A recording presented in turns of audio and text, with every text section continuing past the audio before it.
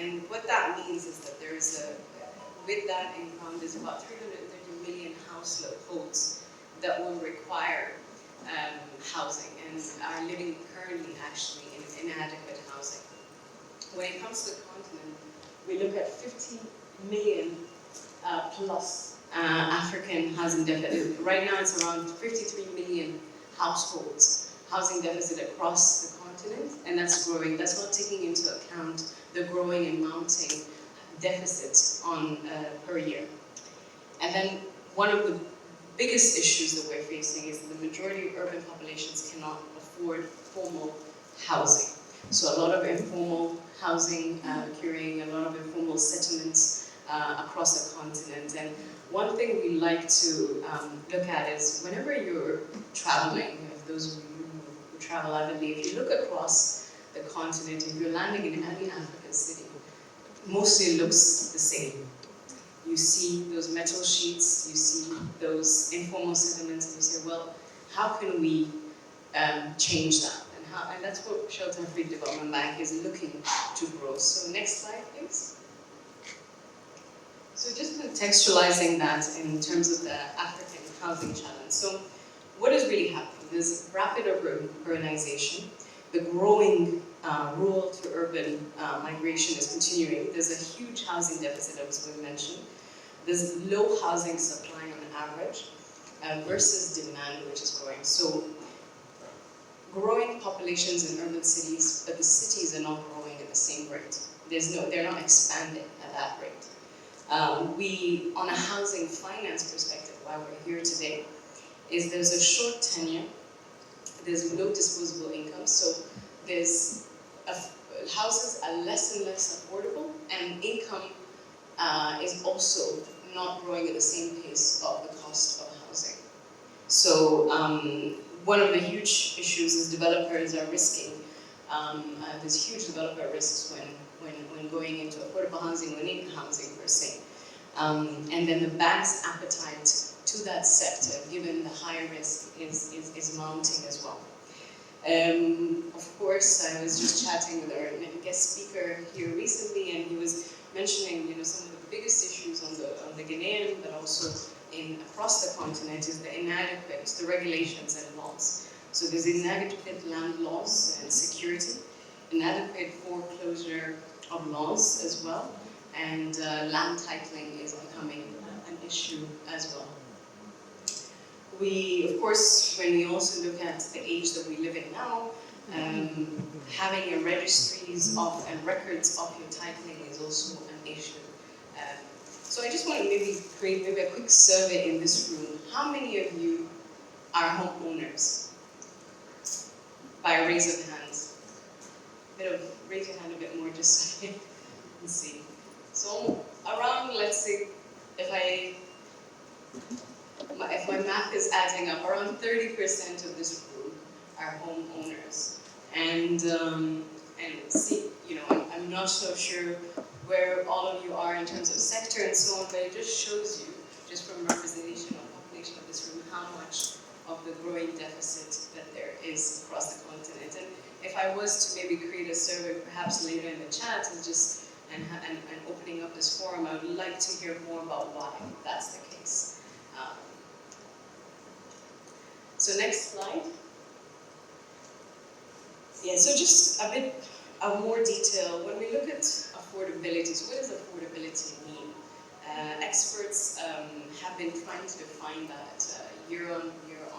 Yesterday I was at a conference in actually Morocco, and one of the most largest housing experts on the continent and also globally mentioned that affordability, and what it is really it equals the sustainability as well as affordability as it relates to the different countries. So what's affordable in Ghana is not necessarily what's affordable in Namibia or South Africa or Nigeria or Kenya. So local context is really important. The cost of land, the construction expenses, the urban-rural disparities, the cost of capital.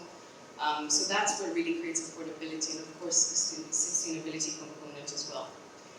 And housing prices are also influenced by supply and demand factors. So you may think what's affordable means cheap, and it's not necessarily the case. There's a multidimensional aspect and must be considered.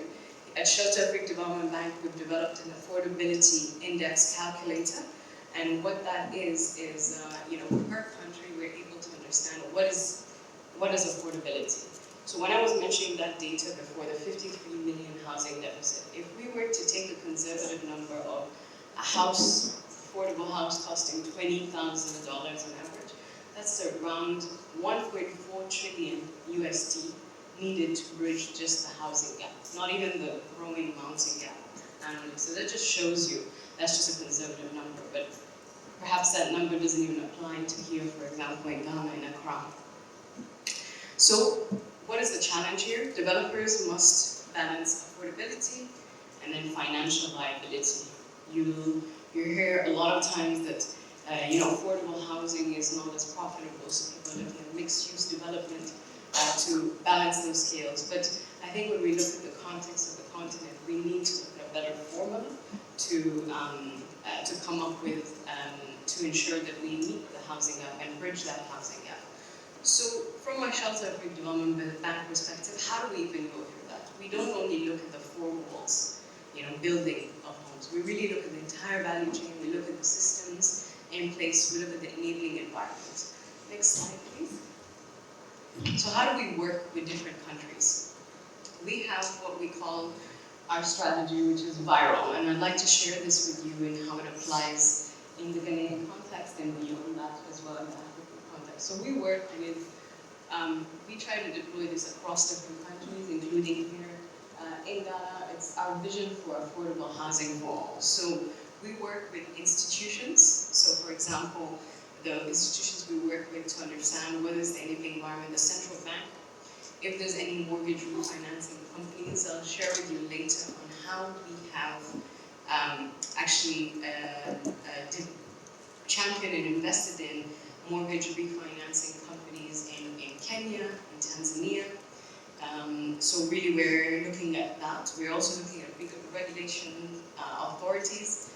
So that goes back to kind of looking at the regulation and laws that are in place, enabling environment for housing. We look at also the regulations. So what is affordability defined in the local context? What are the subsidy schemes in place, the priority status for affordable housing? You'll notice where we're based in HQ in Kenya. The government has prioritized affordable housing as a cornerstone of their economic development strategy. So depending on the country, affordable housing will have its priority status, and that the regulation and laws are usually complementary to that. We also look at what is this digitization of titling? One of the things that you will notice, and I'm sure maybe here in this context you say, well, I don't want to buy a house in this X country because I'm not sure that the title will be secured over this amount of years, or maybe this X will come and take it from me, and so on and so forth. So it's really about looking at the security of titling and deeds, and then we also look at the frameworks in place from a regulatory perspective to enable housing delivery. We also look at the actors, so the banks, the housing finance companies that are in place, the microfinance institutions that are offering either mortgages or offering loans for housing, or even loans to developers and project developers on this end. And then we also look at what is the overarching initiative support for housing delivery. So the government programs, is there a government program in place?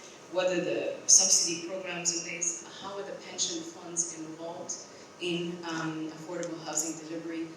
And what is the securitization from insurance companies as well? So really look at a holistic approach, the enabling environment for housing first. Before we deploy any financing, before we unlock financing for a particular project, that's what we look at as well. And then we're also developing this model in deploying this model in different countries to really diagnose the situation, be able to advise on policies that need to be put in place to create an enabling environment for financing. Because we can build homes, 300,000 units, so on and so forth. But if you don't have the enabling environment, then demand will not follow. And that's what was happening, for example, in Kenya, where you have around a 50% vacancy rate. So houses are being built, but no one is taking that in account. You have countries like Egypt, where 60% of the population live on 6% of the land. So what that means is houses are being built, yes, but people are only buying them for investment, and they're only luxury and upper end. So people who need it the most, the houses the most, and not the low and middle income are not being catered for. And that's because affordability has not been defined appropriately at the local level, at the country level as well. Next slide, please. So this is also just to share with you how, as a development bank, we work with different countries. So as our strategy, and this is some of the best practices, where we look at financing once we've built the enabling environment, and we've worked with countries to understand that and to develop appropriate policies around that. We finance financial institutions. So what we do is we finance financial institutions that may be on land for mortgage financing, housing microfinance. There's also, they develop maybe specialized housing funds. So we work with different banks across the continent. Here we've been having several conversations with banks like Access Bank, for example, on how to create that enabling environment, and then how can they unlock financing for mortgages. We finance private, so our bread and butter for many years have been project finance group, which is we finance private projects. So we support developers, we support urban regeneration projects, alternative building technologies, or social housing programs. So this is really a major thing. We also structure and finance public-private partnerships, and I will also describe in the next slides how we do this and where our intermediary role is. So we support state housing corporations, again, rent and rent-to-own programs, public and private partnerships with the government, and this is how we also work at the government level as well. We also have one of the most newest, let's say, impact, or rather call it business lines that we have, is called the Fund Management Group, which is essentially specialized funds dedicated to raising concessional financing across these key thematic areas and deploying financing in this area. So just to list them for you, these impact areas or thematic areas are called green, resilient, and climate. So that's one. We have gender, so these are women in construction. We finance such projects, so they're intersecting. So they could be developers, they could be financial institutions that are focusing on gender-based programs or PPPs. SMEs and trade finance. You know, we're a continent that trades more with China than with the rest of Africa. So we're really looking at enabling trade financing on housing and urban development in that space. Bulk infrastructure is also one of our key impact areas. So as I mentioned, we can build homes and houses, but if we don't have the enabling in bulk infrastructure such as sanitation, roads, systems in place that are and proper infrastructure around, then they become what we call white elephants and have a larger vacancy risk and pose also developer risk as well. One of our other areas is Islamic finance, or what is called ethical finance, which is naturally a rent-to-own program. We also have, refugees and migrants as a key program, as a key impact area. So we're actually working with several European and international DFIs globally to really look at raising concessional financing on this regard. So really curbing migration at its roots. If we have several countrymen and citizens traveling abroad to try and have a better life, maybe through job creation and providing opportunities as source markets through housing programs, that's what we're trying to do. On average, for example, one house creates around 5.5 jobs. So that just shows you the scale of opportunity that provides for citizens to remain in country when they have a job, when they're working towards home ownership as well. And then diaspora is another impact area. There's about 93 billion in remittances globally coming into the continent on an annual basis. And if we look at what the majority of that is, it's in real estate.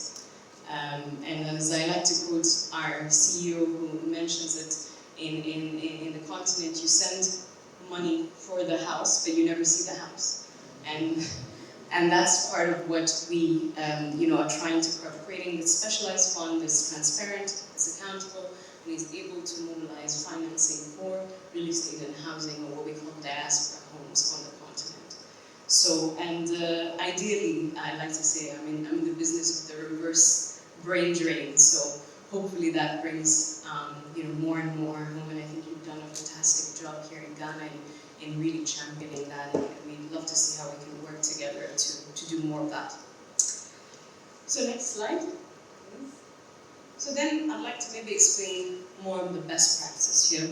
So how do the solutions with financial institutions, what do we see as an opportunity? What do you need to have in place to unlock financing? So when we talk about financial institutions, let's say a mortgage financing institution, I think what we need to define first is the strategy and the business models. What have we done our market research? Have we segmented our customers? What is our operating and pricing model? And then the vision of the organization as well.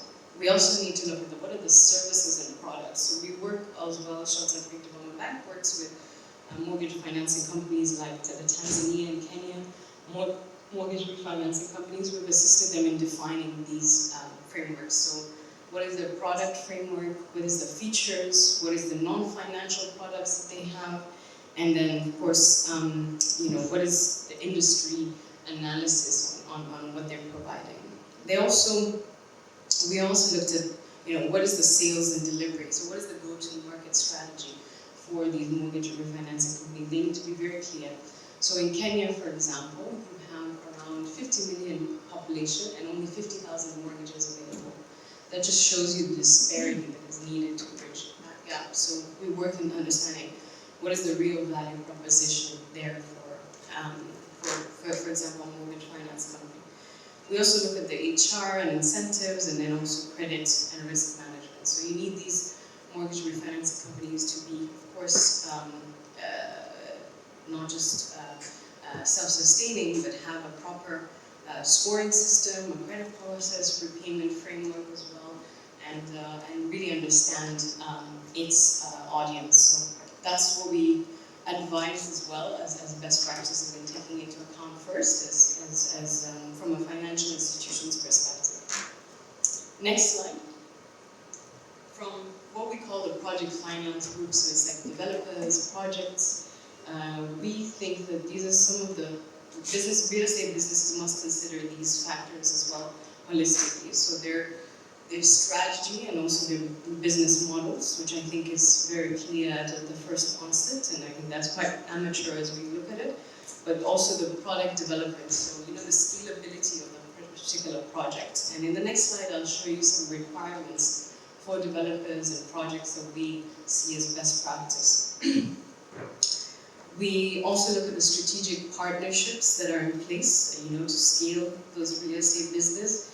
What is the training capacity building? So what is the improvement plan for particular projects? And what are the things in place to develop any funding gaps? So often we find developers come to us and say, we're looking at this kind of financing, but is there particular funding mechanisms that they have in place already that is sustainable on their part as well.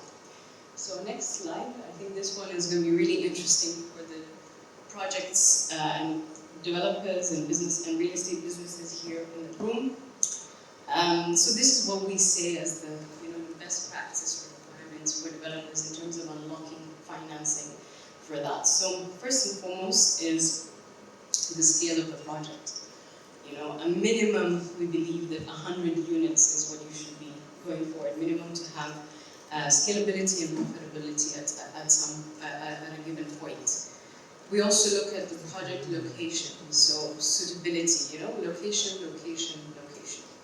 Is it easily accessible to the central business district, or proximity to different amenities or particular operations or roads and infrastructure as well?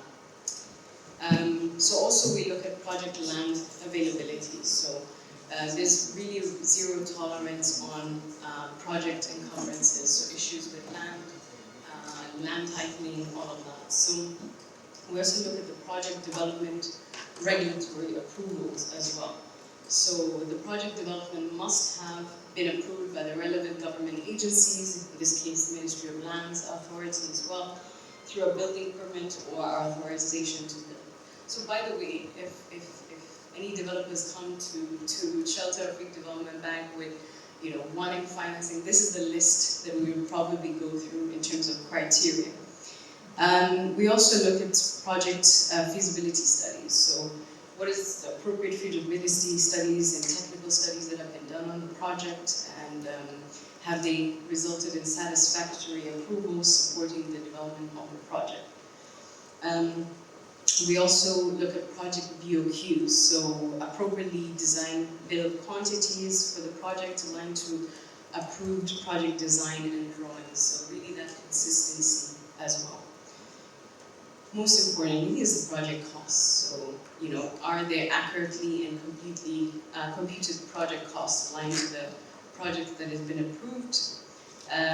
Do you have the proper cash flows, development quality controls as well?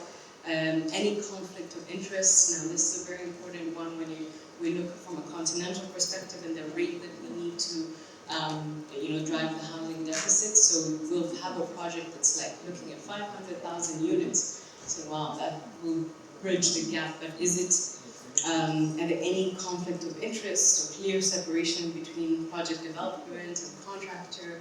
Any conflict with, for example, the land availability as well? And then we also look at off-take arrangements, so the funding equity injection in the projects by developers and partners. Also to say this is there's a long list, and we'd be happy to send the presentation for those who are interested. But really, these are some of the major. I think the first 8 are really some of the key ones that we'd like to also share with you as requirements for developers and projects. So this, in terms of the first step, in terms of unlocking financing, these are the kind of checklists that we have to have in place. Next slide, please.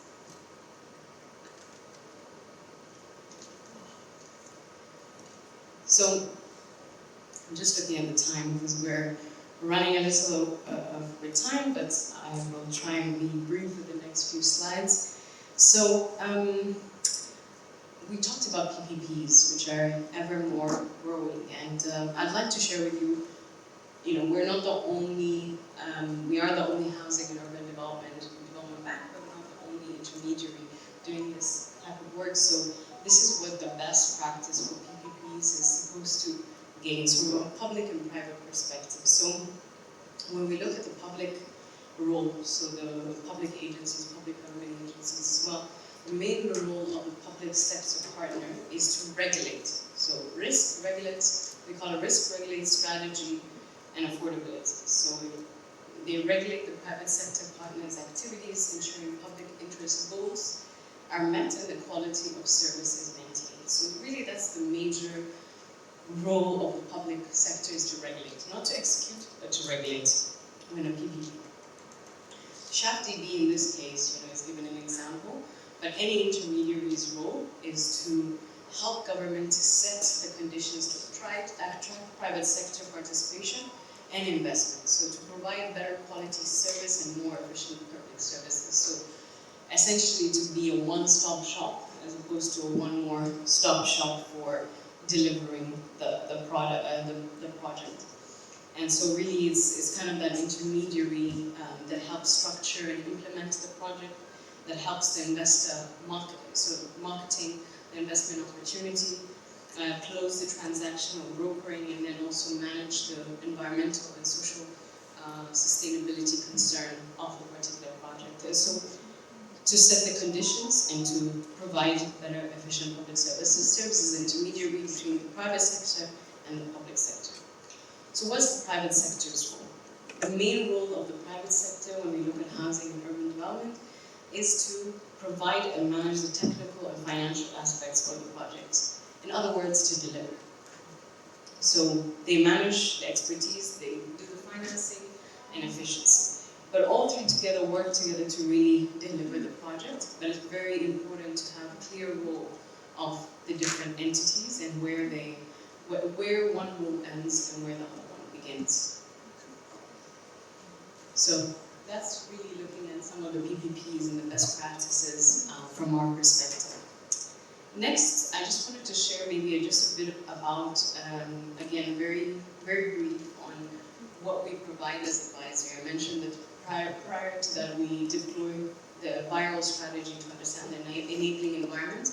And part of that is also to advise, for example, government or private sector as well on how to develop either a particular project or a housing program or housing policy. So next slide. So first step is really diagnose the regulation and policies, look at the national housing vision. So even from a developer perspective, we see is your project in line with even national priorities as well? What are the key barriers or opportunities? So a bit of a SWOT analysis on what the project is. We also do a detailed market analysis, benchmarking, develop a planning strategy. And again, this can be done even at the, if you have the capacity to do that for your programs as well. So you design, what we see is, you pilot design the project, look at the different phases of achieving the same results. And I'll show you some success stories in the next few slides, but you'll see that we came in at certain phases of a particular project because we needed to understand the viability of a particular, if it's a new project as well. So then we look at the implementation support. So we develop an implementation plan, an agreed work plan, some periodic reviews. We use our also existing in-house, call it tools, our analysis, our benchmarking, and affordability calculator, and then we also diagnose with the viral model that I mentioned. How does this fit into this project, into those four components? So the vision, institution, the viral, the regulations, the actors, the local initiatives support. And then we also we look at sort of sector expertise, and then we tailor the solution to fit,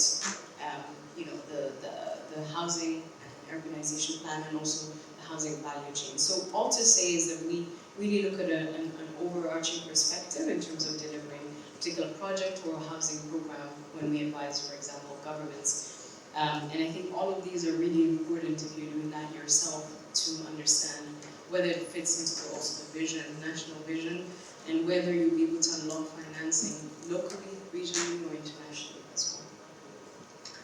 Next slide. So yeah, just as an example of a project we supported, it's a $35 million agreement. It's actually a green affordable housing project called Visa Riverside of ADHI Holdings in Rwanda.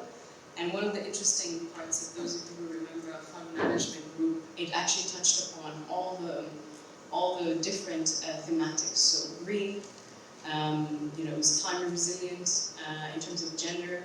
50% of the working in the staff was also women in construction.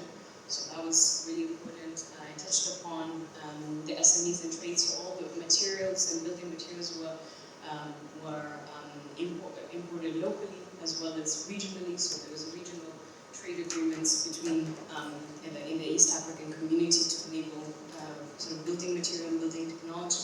So we really hit all of those thematic and impact areas. And so we're helping them move phase 2 of their Visa Riverside homes, and they're growing efficiently, and we have around 430 to 500 jobs being created through this project. Next slide. This is an example of supporting, that was the project developer, this is a bank. So we worked in Zimbabwe, one of our member states as well, to advance around 24 million to the Southern African Building Society, and which is a subsidiary of Old Mutual.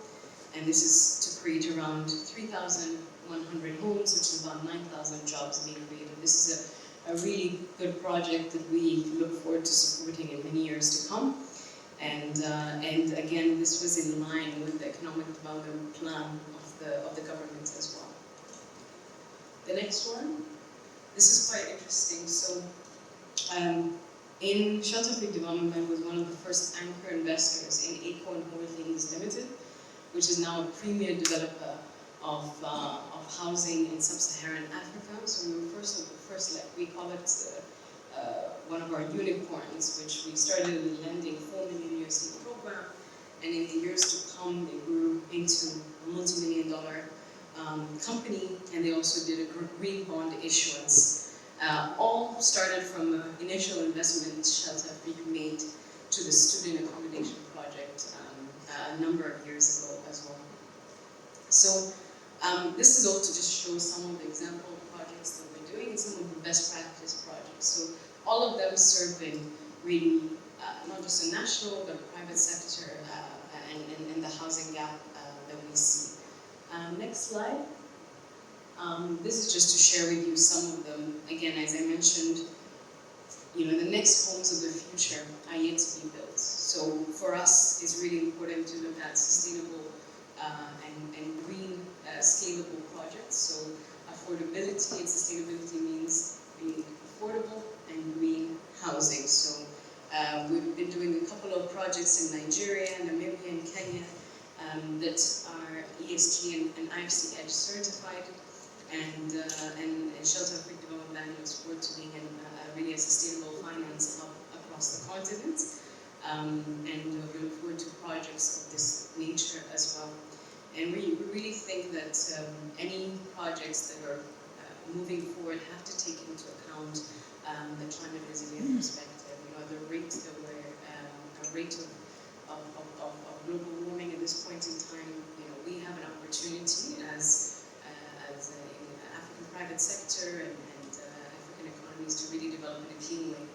So if there's a 53 million housing deficit, how are we going to build the homes and the cities of the future? So that's just next two slides. I think we're at the end of our presentation. But I'd like to thank you for listening. It was just to give you a brief flavor of, what is our perspective when it comes to best practices in developing really the cities and the communities of the future. We'll move to the next segment, which will be a bit of a fireside chat with one of your local experts here. But I'd like to maybe just take two pressing questions before we move to the fireside chat before anyone forgets. So thank you very much. Is there any questions?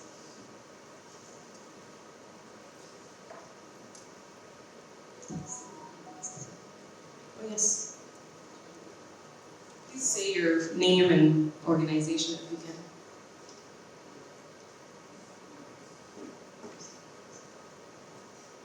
Good morning, my name is Nana Asari. I'm with Asari Enterprises LLC. We are also a real estate developer here at Ghana. My question for you is, thank you for the wonderful presentation once again. And by the way, I was recently in Nairobi and loved to see these. But my question is related to how Shelter Afrique makes its money. As a partner, as a potential partner, we want to know how you make your money so that we feel comfortable in partnering with you, because you mentioned many of the various partners that you work along with, and we want to know your role in also making money and providing for your institution. Thank you. I'll take another question and then we'll respond to that. My name is Maxwell from Ghana. In your presentation, you were talking about affordability, but then in your criteria for assessing, you are looking at the CBD, you are looking for land in the central business district. They are contradictory. because a land, let me give you a practical example. I'm working on projects. A land in a central district in a sub-area of Accra, like Medina, you get a plot. If you were not in the city, you will not get a plot at Oyarifa less than $10,000 realistically.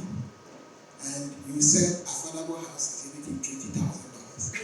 So if your land alone from the landowner is $10,000, the documentations and other things, then you talk about engineering design cost, you talk about other factors, then definitely your purpose is not your target, it's not affordable housing.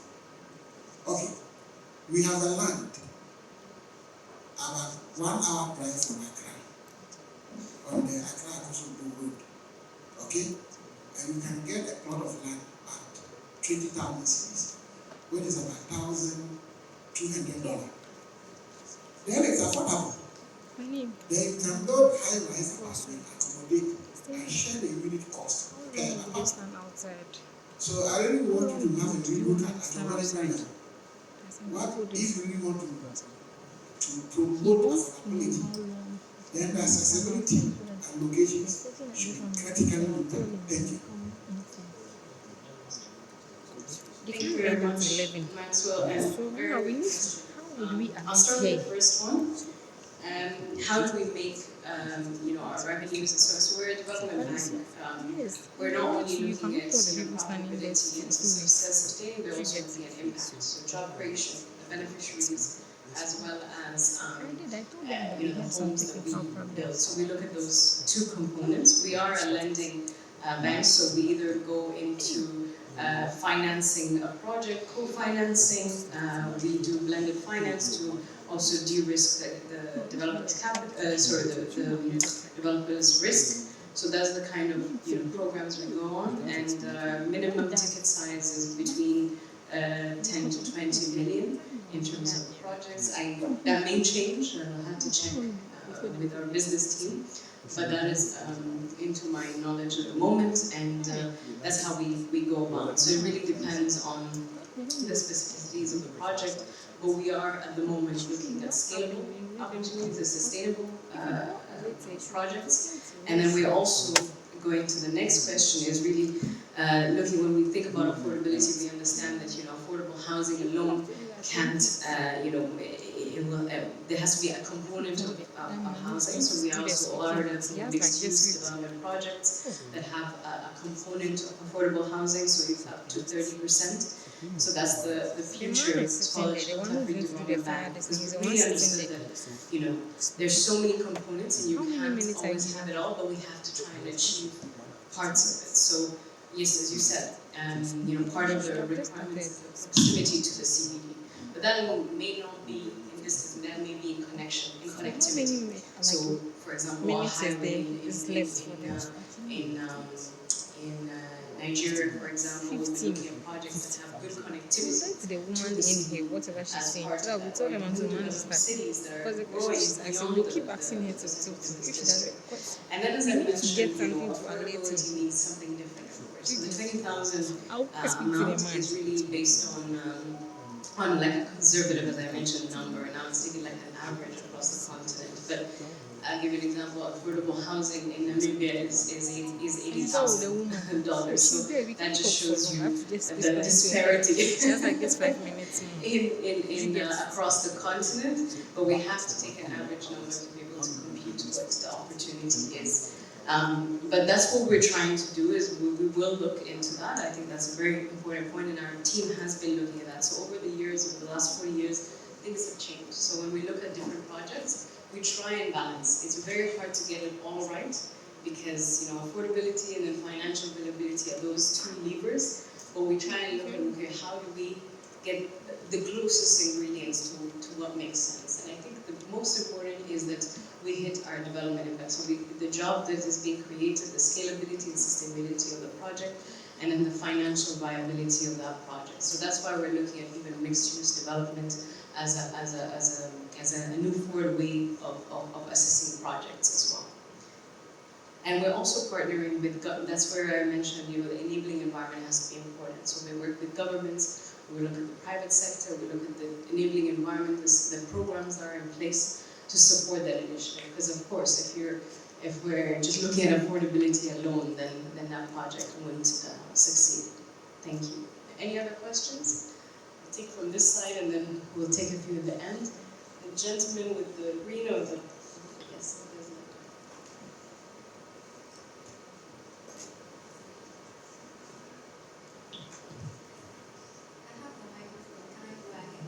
yes, please. Go ahead, yes. Hello, my name is Adama. I'm representing the Young Environment Movement, and I am a communications student as well. Now, when you started your presentation, you asked the question, who owns a house here?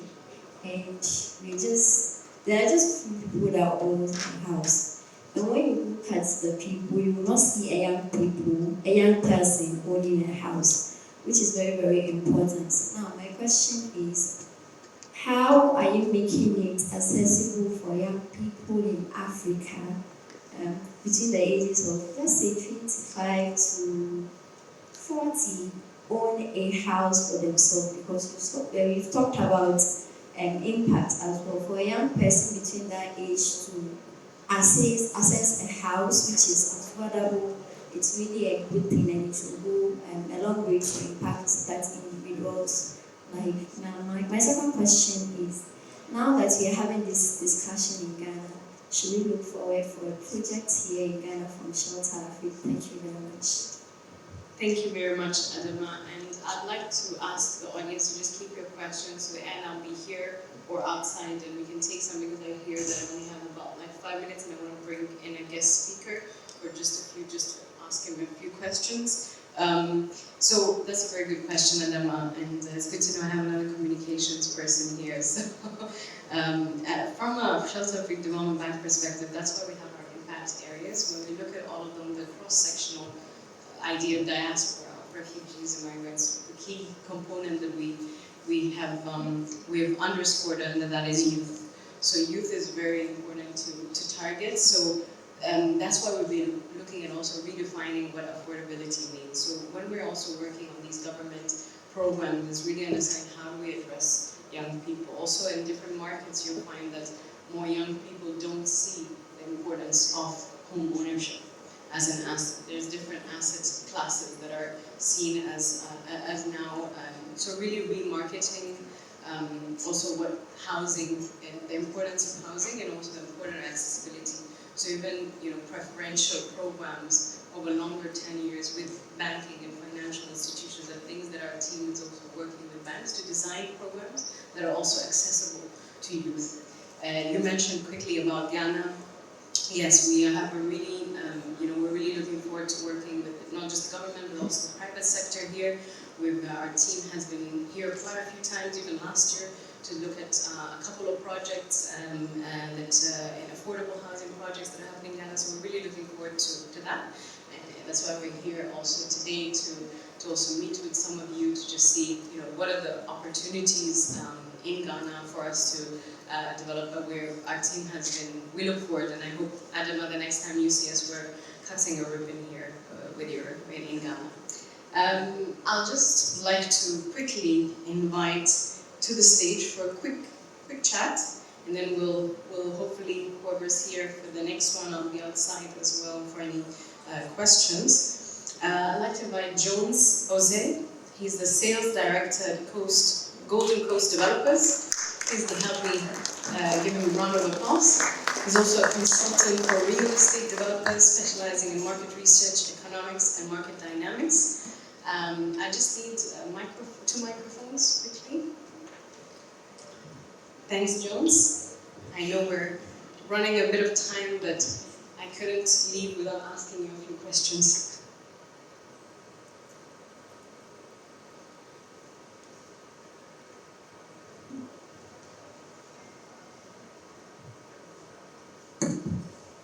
Jones, good morning. Good morning, how are you?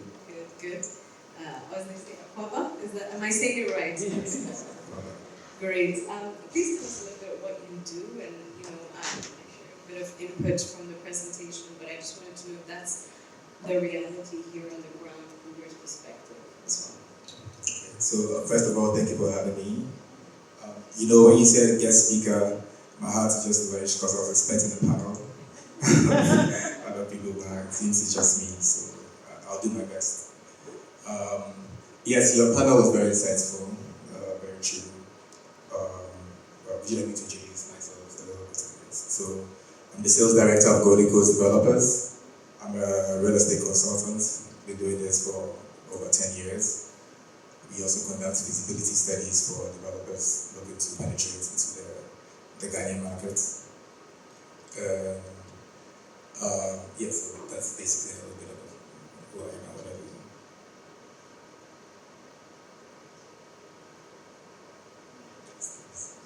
Thank you.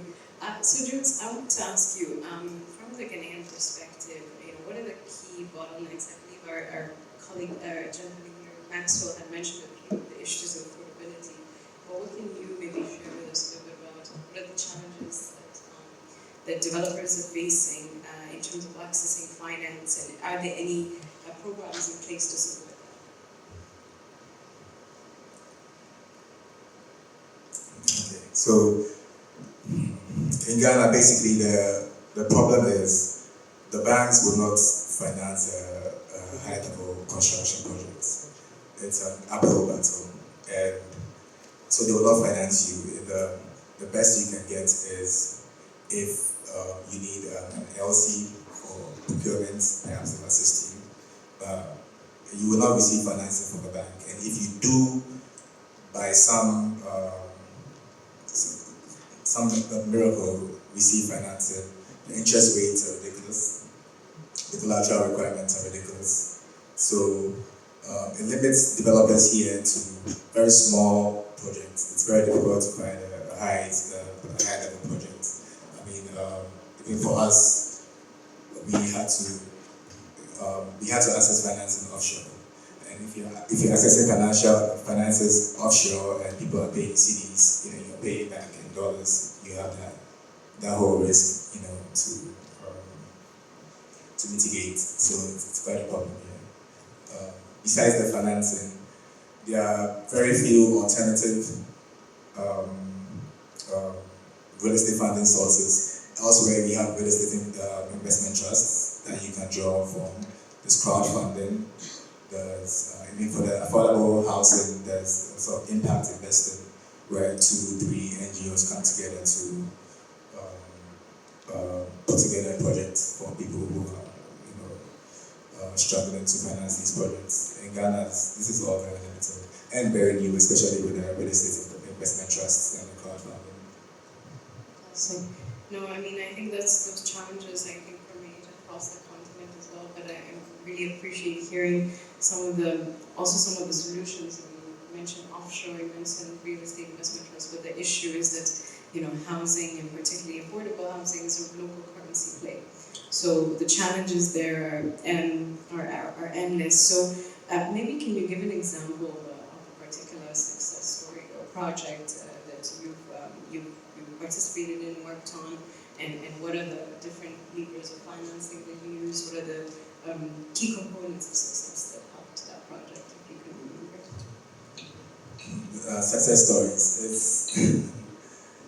It's an uphill battle for everyone here. Developers have to sort of rely on depositors to believe in their project enough to give them some starting capital. They have to invest. They have to rely on some private equity from people they know. You have to pull together some collateral. When you're starting a project in Ghana, it's all you. It's all you and who you know in the beginning, before you are able to get some support from some financial institutions. It's all you're banking on your reputation, and even when you get all that together, then you have to deal with the land headaches, and people will not buy from you if they do not trust the land on which you're building on. Even when you have the correct land, registering it to a point where people feel confident to put their money in your hands, it's taking 6 to 8 months. So it's really it's a very difficult landscape. So, I mean, when you do manage to cross that barrier, now it comes to people being able to afford the products, which is also a whole nightmare. I mean, we at Golden Coast developers had to develop a product, shop it to the banks. Okay, we developed something called developer-backed financing, where the developer had to guarantee the product by shoring up our funds in order to help the mortgage rates be reduced so that more people would buy our products. Yeah, so that's what you have to do. You have to create the infrastructure around the products, or if you are able to sort of penetrate the markets. Thank you, John. So what I understand is that I think I even seen the audience sort of responses that it's an upward battle.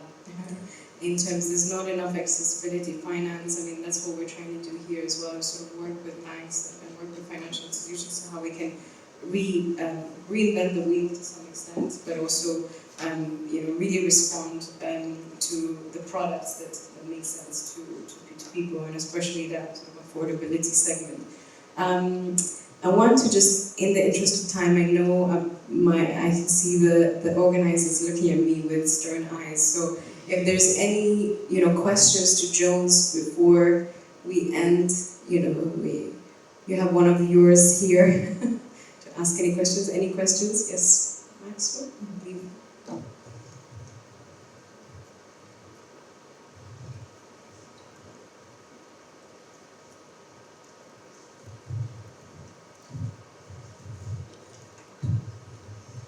Johnson, nice meeting you. I'm a Korean marketer. So, can there be a niche where we look at you build and you suffer to sell because you're not affordable? And there is a group, let me give you a perfect name. This is my partner, Dr. Sia. We are working on a project with Afrique and others. So, we are struggling. The funding gap that you mentioned, we've gotten to a point where we are hanging. Can there be a tripartite interest? We are putting up food processing industries to create jobs, but where our land is, conveying our workers from Accra to the place will be difficult. And getting that vast over 2,000 acre land in Accra is impossible. So we've gone 1 hour out of Accra and we have the land. Okay? And she said accessibility means a lot. We are by the main road. In fact, the railway runs to it. So we are accessible. But then the financiers, oh, this is greenfield, this is greenfield. So they want brownfield. How do we get to brownfield? If somebody does not push us. They say if you see the dog on the top of the roof, know that somebody put it there. Okay? So, can you, having some fund, is it possible to partner with people like us? I'm not a real estate developer. I'm an industrialist. But I want to solve the accommodation problem for my workers. And I want to work 3 shifts. So I want the workers to be close to the site. So I'll secure enough land. I give you land, maybe 1,000 acres out of my land, 500 out of my land. That develop proper, we have engineering group. Develop proper housing by high rise for our work. Can we work together? Instead of you putting all your building in the central business district, at Cantonment, at Raboni, at East Legon, your location has taken you off your market range. How many people can afford to go to East Legon? How many empty apartments are there? And then around American House, there's about 2 acre land there, and it's full of containers of kiosks. And the landlady is taking 250 cedis per month, and full of miscreant. Forgive my language. When I say miscreant, I don't mean to be abusive, but they have become miscreant in the community. But that is what they can afford. So when you put up high range properties, you can sell 10 years, 5 years you'll be there, property for sale. It's still there. And you keep changing the banner. You keep changing it. Nobody's coming. Everyone's business sense in trying to have a nature innovative approach. You partner us, we give you land, you build, you are the off-takers. Is it possible? Thank you.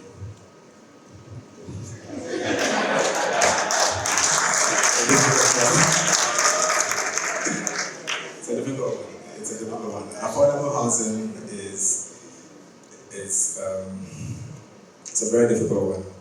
And you can't do it on your own, to be honest. Affordable housing only makes sense when the government comes in, for example, to secure like land banks where they can control the pricing, and if it's government guaranteed, then you don't have the headache of titling and going through all of that, and My brother, I'm sorry. I have the land. I don't need government. I have the land. yes. And that is why I was specific with you to tell you that we are even working on Afrique. I came to this program because Afrique team told me Shelter Afrique will be here. So you should come and engage me. This man is a big man at one of the ministries. You see, he was struggling to enter because I came before him and I had to go and bring him. Can we stop photocopy presentations and be practical? Practical. When we speak English for 4 years, we don't get solution. Let's put our certificate there and getting ourselves a job. So because of the time, let's I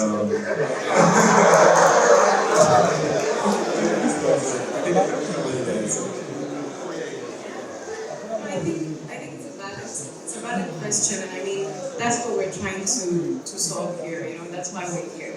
So one of the important things is to be very practical. We know what the problems are. We know that the affordability. We know that, and if some of the solution is being presented, then let's package it, let's present it, and let's move forward. So we're open to that. I think there's one more question, and then we definitely have to close. I don't want to ignore the I have a question and a contribution. So, I don't know if most of you know, but the entire GDP of Africa is actually $3.1 trillion. According to our entire population, which we are around 200 billion people. Yet, do you know that only 4 top US companies can produce more than the entire GDP of Africa? So, capital flight is a big issue on the continent. I'm a youth, right? I'm a youth entrepreneur. We work with the African Union on youth policies, so we sit in the room with most of the heads of state. And the biggest issues that the heads of state are facing is the credit rating agencies undermining the integrity of African investment. So we have a big issues on one, our behavior and how we do our own things. Also, some of the things I realized was that let's see how we can come together and fix it. There are a lot of issues, but as Shelter Afrique, you deal with member states. You have seen these problems. What are you consulting them in the high-level room meetings, right? Because that is where these people don't get an opportunity to be in there, right? So my question to you is, how are you guys formulating to fix that with the member states to fix these land issues? Because it's a big issue. And just last week, I was with the Costa Rica Vice President on a virtual conference to promote African investment on youth. And they want to come into the African continent and invest in it. But the biggest issues is regulations. So how do we fix this problem? And that's my question to you, because you sit in the room with these high level. How are you solving their problems? And that is my question. Thank you. Thank you very much. This is very, I'm glad you asked this question because, as you said, the people who need to be in the room are often not there, and the voices are not heard. And it's very important. I don't know if you've heard, Afrique Bank is our partner as well. At Shelter Afrique Bank, we're part of, and I think now it's 9. It's an alliance of African multilateral financial institutions. We're called AMFI. And it was launched at the sidelines of the AU summit last year.